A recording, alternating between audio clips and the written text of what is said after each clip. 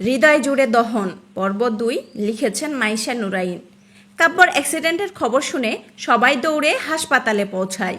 ফোনে একটা উড়ো খবর পেয়েই তারা ছুটেছে, অথচ চৈতি কেমন নিষ্প্রাণ হয়ে হেলে দুলে তার রুমে প্রবেশ করে। ভেজা জামা গায়ের সাথে লেপ্টে অবস্থায় খারাপ হয়ে আছে। রুমে ঢুকে সে ধীরে সুস্থে ড্রেস চেঞ্জ করে। এতক্ষণ বৃষ্টিতে ভেজায় মাথায় বেশ যন্ত্রণা হচ্ছে। এটা তার বড় সমস্যা। পছন্দের জিনিসই সব সময় তার বিপদের কারণ হয়ে দাঁড়ায়। এই যেমন বৃষ্টি তার সবচেয়ে পছন্দের জিনিস, অথচ এই বৃষ্টিতে অল্প ভিজলেই সে অসুস্থ হয়ে পড়ে। মাথা যন্ত্রণা, জ্বর তাকে চেপে ধরে। আরেকটা হলো পছন্দের মানুষ যে তাকে খুবই যত্ন করে ঠকালো। রাতে তার খাওয়া হয়নি কিছুই, কিন্তু ওষুধ খেতে গেলে তো কিছু খেতে হবে তাকে। তাই সে রুম থেকে বেরিয়ে রান্নাঘরে চলে যায়। সম্পূর্ণ বাড়িটাই ফাঁকা পড়ে আছে, কেউ নেই বাড়িতে। রান্নাঘরের উদ্দেশ্যে বের হলেও সে সোজা কাব্যর রুমে প্রবেশ করে। কাব্যর রুমটা এলোমেলো হয়ে আছে, যেন মস্ত বড় একটা ঘূর্ণিঝড় বয়ে গেছে রুমটাতে। চৈতি ধীরে ধীরে বিছানার কাছে যায়, তারপর হঠাৎই সেখানে শটান হয়ে শুয়ে পড়ে। বিছানায় শুয়ে পড়তেই কাব্যর পরিচিত গন্ধটা আবারও চারপাশ ঘিরে ধরে চৈতিকে। বুকের ভেতর মোচড় দিয়ে ওঠে। খুব ঘৃণা হয় তার নিজের প্রতি। এই ঘৃণ্য লোকটা সে খুব ভালোবেসেছে, যে তার অনুভূতির বিন্দুমাত্র কদর করল না। হয়তো সেই ভুল ছিল। বুকের মাঝে জড়িয়ে ধরে রেখে দুটো প্রেমের বাণী আওড়ালেই তাকে ভালোবাসা বলে না। সে কি না সেই কয়েকটা সুন্দর কথা শুনেই বোকার মতো ভালোবেসে বসে রইল। ছোট থেকেই কাব্য ভাই বলতে চৈতি পাগল ছিল। যতদূর তার মনে পড়ে, দিদি আপুর সাথে কাব্য ভাইকে নিয়ে অনেক ঝগড়া হতো তার। দিদিপু যখন বলতো কাব্য ভাই তার, তখন সে জেদ দেখিয়ে বলতো কাব্য ভাই শুধু তার ভাই নয়, সে কাব্য ভাইকে কাউকে নিতে দিবে না। তবে শেষে দিদি আপুই জিতে যেত। সে ছোট ছিল বলে কথা। দিদি আপুর সাথে হেরে গিয়ে সে কান্না জুড়ে দিত। তখন কাব্য ভাইয়া কোলে নিয়ে আদর করলেই সে বিজয়ের হাসি দিত। ততদিনে তার একটা বিশ্বাসে পরিণত হয়েছিল। কাব্য ভাইয়া সব কিছু ফেলে তার ওই পক্ষ নিত। তবে এই প্রথমবারের মতো সে হেরে গেল। একটা অচেনা মেয়ের কাছে সে গোহারান হেরে গেল। স্বামীর ঘরে একটা সতীনের চেহারাও দেখতে হলো তাকে। একজন বউ হিসেবে সে ব্যর্থ। পারেনি নিজের স্বামীকে নিজের কাছে আঁকড়ে ধরে রাখতে। সেই তো হাত ফসকে গিয়ে অন্যের বন্ধনে আটকে গেল। চৈতি উঠে পড়ে। এই রুমটাতে দম নিতে বড্ড কষ্ট হচ্ছে তার। অথচ একসময় সবচেয়ে পছন্দের রুম ছিল এটা। আর এখন রুমটাই যে বিষাক্ত হয়ে আছে। যে রুম তার হওয়ার কথা ছিল, সেখানে তৃতীয় পক্ষের আগমন ঘটেছে। রুম তো বিষাক্ত হবেই। চৈতি বেরিয়ে পড়তে নিলে হঠাৎ তার পায়ের নিচে একটা সূক্ষ্ম কিছুর আঘাত লাগে। ব্যথা পেয়ে সে চোখ মুখ কুঁচকে নেয়। উবু হয়ে জিনিসটা হাতে তুলে নিতেই একটু অবাক হয়। কিছুক্ষণ সন্দিহান হয়ে জিনিসটার দিকেই তাকিয়ে থাকে। তারপর আর বেশি কিছু না ভেবে সেটা তার কুর্তির সাইড পকেটে ঢুকিয়ে নিয়ে রুম থেকে বেরিয়ে পড়ে। রান্নাঘরে গিয়ে সে পাস্তা রান্নার ব্যবস্থা করছিল। সব উপকরণ দিয়ে মন মতো রান্না করছিল। রান্না যখন প্রায় শেষের পথে, তখনই হঠাৎ একটা পুরুষ কণ্ঠ তার নাম ধরে ডাকে। চৈতি চুলা নিভিয়ে বসার ঘরে যায়। মধ্যবয়স্ক একজন পুরুষ তার অপেক্ষায় রয়েছে। হয়তো তাড়াহুড়ো করে এসেছে, তাই ক্লান্তিতে হাঁপাচ্ছে। বাবা, কি হয়েছে তোমার? চৈতি, তুই ঠিক আছিস? কিছু হয়নি তো তোর? বাড়িতে কেউ এসেছিল? চৈতির দুগালে হাত রেখে ভালোভাবে মেয়েকে পর্যবেক্ষণ করেন আজলান শিকদার। চৈতি ভ্রু কুচকে বাবাকে বলে, কি হয়েছে বাবা? আমি ঠিক আছি একদম। তুমি হঠাৎ এভাবে বলছো কেন? সে বাবাকে টেনে এনে ছোপায় বসায়। এক গ্লাস পানি নিয়ে বলে, নাও পানি খাও আগে। কিছু না বলে এমন করার কি মানে? শান্ত হও তো। আজলান সাহেব পানি খেয়ে একটু শান্ত হন। তারপর মেয়ের দিকে তাকিয়ে বলে, তুই হাসপাতালে যাসনি কেন? বাড়িতে একা রয়ে গেলি কেন? হাসপাতালে যাব কেন? কাব্যর অ্যাক্সিডেন্ট হয়েছে, খুবই খারাপ অবস্থা। তুই জানিস না? চৈতির যেন মাথার উপর বাজ পড়ে। তাকে দেখে মনে হচ্ছে যেন সে কাব্যর অ্যাক্সিডেন্টের ব্যাপারে কিছুই জানে না। কি বলছো কি বাবা? হ্যাঁ রে, রাস্তা দিয়ে আসার সময় কেউ তাকে গাড়ি চাপা দিতে চেয়েছিল। পাড়ার মোড়ের সুলতান সাহেব অফিস করে বাড়ি ফিরছিল। তখনই তিনি দেখতে পেয়ে বাড়িতে জানিয়েছিল উনার গাড়ি করে কাব্যকে হাসপাতালে নিয়ে যাওয়া হয়েছে। চৈতি চুপ করে বসে থাকে, কিছুই বলে না, যেন কোনো এক গভীর ভাবনায় ডুবে আছে সে। কাব্যকে আবার কে মারতে চাইবে? আজই বিয়ে করলো, আবার আজই এমন অবস্থা। চৈতি কিছুই বুঝতে পারছে না। কি রে, কিসের ভাবনায় ডুবে আছিস? বাবার ডাকে চৈতি সম্মিত ফিরে পায়। হুহ, কিছু বললে? তুই কোথায় ছিলি যখন সবাই হাসপাতালে গেল? আমি আমি একটু বাইরে ছিলাম। চল, আমার সাথে তুই এখন হাসপাতালে যাবি। এমনি সবাইকে ফেলে আমি চলে এসেছি, কিন্তু তুমি এসেই আমি ঠিক আছি কি না তা দেখছিলে কেন? আজলান সাহেবকে একটু ঘাবড়ে যেতে দেখা যায়। তিনি পকেট থেকে রুমাল বের করে কপালে লেগে থাকা ঘামটুকু মুছে নেন। তারপর মেয়ের দিকে তাকিয়ে বলেন, তেমন কিছুই না। তুই শুনলাম তুই সম্পূর্ণ বাড়িতে একা, তাই আর কি।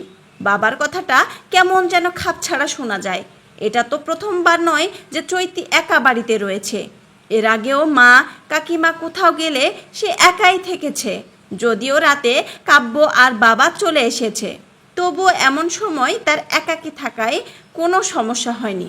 সুরমা কোথায় রে? ওহ, সুরমা আন্টি আজকে তাড়াতাড়ি চলে গিয়েছে। কিসের নাকি কাজ পড়ে গিয়েছিল। আমি এসে বাড়ি ফাঁকা পেয়েছি। সুরমা খালার সাথে গেইটে দেখা হয়েছিল, তখনই জরুরি কাজের দোহাই দিয়ে চলে গেল। যা, তুই তৈরি হয়ে আয়। না বাবা, আমি যাব না, তুমি একাই যাও। আমার একটু খারাপ লাগছে, আমি ঘুমাবো। আজলান সাহেব থমকে গিয়ে মেয়ের দিকে তাকান, অবাক হন চৈতি এমন নির্লিপ্ত দেখে। অথচ এই মেয়েকেই কি না কাব্যর জন্য পাগল ছিল। কাব্যর কিছু হলে সে কান্না করে ভাসিয়ে দিত, আর আজ সে মেয়ে এখন যেতে চাইছে না। মেয়ের উত্তরে তিনি অবাক হন ঠিকই, তবে বেশি কিছু বলেন না। দরজা ভালোভাবে আটকে দিতে বলে তিনি চলে যান। মনে মনে সিদ্ধান্ত নেন তিনি হাসপাতালে গিয়ে বাড়ির গাড়ি করে ওনার ওয়াইফ লাবণীকে পাঠিয়ে দিবেন বাসায়। তবুও মেয়েকে রাতে একা থাকতে দেওয়া যাবে না। চৈতি গভীর মনোযোগ দিয়ে কাব্যর রুমের কারবাট ঘাটাঘাটি করছে। খুবই প্রয়োজনীয় একটা জিনিস খুঁজছে সে। জিনিসটা যে তার অনেক প্রয়োজন তা তার কুচকানো ভ্রু দেখেই বোঝা যাচ্ছে। কাপড় চোপড়ের মাঝে ঘাটাঘাটি করতে গিয়ে হঠাৎ আড়াল থেকে একটা ফাইল তার চোখের সামনে পড়ে। চৈতির মুখে হাসি ফুটে ওঠে। এটাই তো সেদিন কাব্যর হাতে দেখেছিল সে বিড়বিড়িয়ে বলে ওঠে, কাপড় চোপড়ের ভাঁজে কেউ এমন গুরুত্বপূর্ণ জিনিস ফেলে রাখে নাকি? ইস, কি অবহেলা, কি অযত্ন। অবশ্য সম্পর্কটাই যেখানে অবহেলায় ঘেরা, সেখানে তো সামান্য একটা কাগজই মাত্র। ফাইলটা হাতে নিয়ে চৈতির রুম থেকে বেরিয়ে আসে, সোজা নিজের রুমে চলে যায়। মাথাটা এখনো ভারী হয়ে আছে। বাবা চলে যাওয়ার পর খাওয়া আর হয়নি। এখন সে সোজা খাবার টেবিলে যায় খাবার খেতে। নিজের হাতে রান্না করা হোয়াইট ক্রিমি পাস্তাটা সে মন ভরে খেতে শুরু করে। নিজে তৈরি এই লোকটা খাবার, যেটা খেয়ে সে প্রতিবার নিজেই ফিদা হয়ে যায়। প্রথমবার খেয়ে যে কেউ বলতে বাধ্য রান্নাটা সুস্বাদু হয়েছে। বাইরে থেকে একটা গাড়ির আওয়াজ পাওয়া যায়। চৈতি কৌতূহল দৃষ্টিতে দরজার দিকে তাকায়। সদর দরজা দিয়ে তখন লাবণী বেগমকে আসতে দেখা যায়। উনি এসে সোজা চৈতিকে বকা দিতে শুরু করেন, তোর কি কখনো আক্কেল জ্ঞান হবে না? কোথায় ছিলি তুই? কাব্য তোকে খুঁজতে গিয়ে অ্যাক্সিডেন্ট হলো, তার মধ্যে তোর কোনো খবর নেই। তোকে না পেয়ে আমরা এভাবেই চলে গেলাম। তখন তোর বাবার সাথেও তুই গেলি না। তুই না কাব্যকে এতটা মান্য করিস? এসব কি তবে? আহা আম্মু, বোকার মতো কথা বলছো কেন? আমি গিয়ে কি করব? ভাইয়ার বউ আছে না এখন? নাকি আমি গিয়ে একটু কান্না করলেই ভাইয়া ঠিক হয়ে যাবে? কোনটা? তুই কি এসব ভেবে বলছিস? দেখ, তুই আমার মেয়ে, কেউ না বুঝলে আমি বুঝেছি তুই কাব্যকে কতটা ভালোবাসিস। আহ মা, থামো তো, ফালতু কথা বলো না। এখন এসব ভিত্তিহীন কথার কোনো মানেই নেই।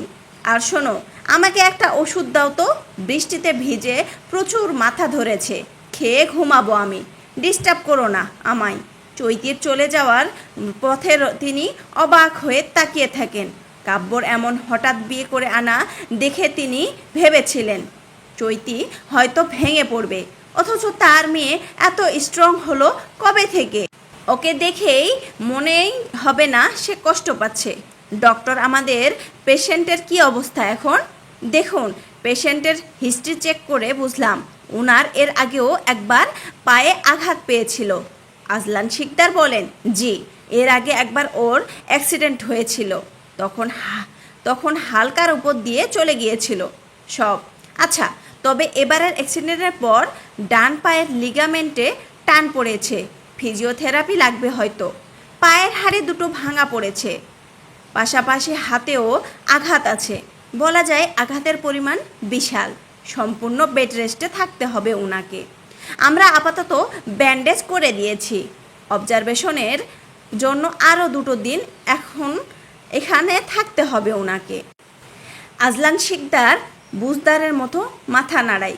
পাশেই কাব্যর মা জেসমিন বেগম কান্না করছেন, আর তার পাশে কাব্যর সদ্য বিবাহিত স্ত্রী বসে আছে। মেয়েটাকে চোখের কাজল লেপটে আছে, পরনে এখনও বিয়ের শাড়িটা রয়ে গেছে। আচমকা খবর পেয়ে দৌড়ে এসেছে সবাই। মেয়েটার জন্য আজলান সাহেবের কষ্ট হয়। বেচারের মেয়ে বিয়ের পর একটা রাতও পেরোতে পারল না। স্বামীর অ্যাক্সিডেন্টের খবর শুনতে হলো তাকে। তিনি এগিয়ে গিয়ে বলেন, নিয়াহমা, তোমাকে তো বলেছিলাম লাবণীর সাথে চলে যেতে। আমি আর ভাবি আছি তো, তোমার অবস্থা ভালো নয়, তোমার বাসায় গিয়ে ফ্রেশ হওয়া উচিত। নিহারিকা নামের মেয়েটি মাথা তুলে তাকায়, মৃদু হেসে বলে, ওনার তো জ্ঞান ফিরেনি এখনও। ডাক্তার তো বলল এখন কাব্য স্টেবল আছে, শীঘ্রই জ্ঞান ফিরে আসবে। তোমার উচিত এখন বাসায় যাওয়া, জ্ঞান ফিরলে পরে এসো আবার। নিহা মাথা নেড়ে উঠে দাঁড়ায়। তাদের কথোপকথন শুনে জেসমিন বেগম অবাক হয়ে তাকিয়ে থাকেন। কথা শুনে মনে হচ্ছে আজলান সাহেব এই নিহা মেয়েটিকে আগে থেকেই চেনে, তবে পরিস্থিতি এখন এসব নিয়ে ভাবার নয়, তাই তিনি চুপ থেকে যান। নিহা হাসপাতাল থেকে বেরিয়ে পড়তেই আজলান সাহেব বসে পড়েন। কাব্যর জ্ঞান ফিরলে তারপর একটু স্বস্তি পাওয়া যাবে। এয়ারপোর্টের গেটের সামনে থেকে একটা গাড়িকে বেরিয়ে আসতে দেখা যায়। গাড়ির ভেতরে থাকা মেয়েটি বলে ওঠে, পাপা, আমরা কেন এখানে এসেছি? অবশ্যই কাজ আছে তাই, মাই ডিয়ার গার্ল। তবে এটাকে সাথে নিয়ে কেন এসেছি? তোমার কাজে এসেছো, ভালো কথা। সাথে আমাকে আর এই বেয়াদবটাকেও কেন আনলে? বাসায় তো আমরা বেশ ছিলাম। সাথে সাথেই প্যাসেঞ্জার সিট থেকে একটা গম্ভীর স্বর ভেসে আসে, I am not here with your father Diha, I am here for my own work, don't say that again Tahu, you are here for her, don't you. যুবকটির মুখে হাসি ফুটে ওঠে। সে মুখে কিছুই বলে না। গাড়ির রিয়ার ভিউ মিররে ছেলেটির হাসি মুখটি দেখে দিহা মেয়েটি একটা দীর্ঘশ্বাস ফেলে, বিড়বিড়িয়ে বলে ওঠে, ওহ দিস ক্রেজি ম্যান। যুবকটির কোনো প্রতি উত্তর করে না। ফোন বের করে কারোর সাথে যোগাযোগ করার চেষ্টা করে। বেশ খানিকটা সময় লাগিয়ে ওপাশ থেকে ফোন রিসিভ হয়। কিছুটা মাথাল কণ্ঠে উত্তর আসে, who the hell are you disturbing me? Dear, I'm Tahu. Who is Tahu? I don't know any Tahu. কানের নিচে কয়েকটা পড়লে সব মনে পড়বে, বেয়াদব। ওপাশ থেকে আদ্রিয়ান লাফিয়ে ওঠে, চোখ কষলে ফোনের স্ক্রিনের দিকে তাকিয়ে তাহু নামটি দেখে সোজা হয়ে বসে। তোদের ওখানে দিন বলে ভুলে গেছিস, আমাদের এখানে এখন মধ্যরাত। এত রাতে ঘুমের 14টা বাজাতে আসলি কেন? ড্রাঙ্ক হয়ে ঘুমের নাম নিচ্ছিস? আম ইন বিডি ডিয়ার, কিছুক্ষণ আগেই ল্যান্ড করলাম। কি মানে কখন? কিভাবে আসলি? আমাকে আগে বলিসনি কেন? তাহু দাঁতে দাঁত চেপে বলে, সারাদিন মেয়েদের নিয়ে ফুর্তি করতে থাকিস, তাহলে সব জানতে পারবি। এখন বল, ওই দিককার কী অবস্থা? আদ্রিয়ান মুখে কুটিল হাসি ফুটিয়ে বলে, অল ডান। আর আমার ব্যাপারটা? Sitting beside me. We are on our way to your house. Yahoo! আমি সব গুছিয়ে রাখছি। Love you so much bro. Tahu হেসে ফোন কাটে, তারপর নিজের মনে বলতে থাকে, সব ঠিক করে দিতে আমি এসে গেছি মাই লাভ। খুব শীঘ্রই নিজেকে তোমার হাতে ধরা দিব। ততদিন keep missing me my moon. আগের লেখা থেকে কিছুটা চেঞ্জ করেছে লেখিকা আপু। কে নায়ক, কিভাবে কি সব জানতে পারবেন। অবশ্যই কাব্য নয়, কাব্যর মতো মানুষ কখনো নায়ক হতে পারে না। একটু রেসপন্স করবেন প্লিজ, ভিডিওটা দেখবেন এবং লাইক কমেন্ট শেয়ার করবেন। যদি আপনারা চান এই গল্পটা আরও পর্ব নিয়ে আসতে, তবে অবশ্যই কমেন্ট করে জানবেন। পর্ব 3।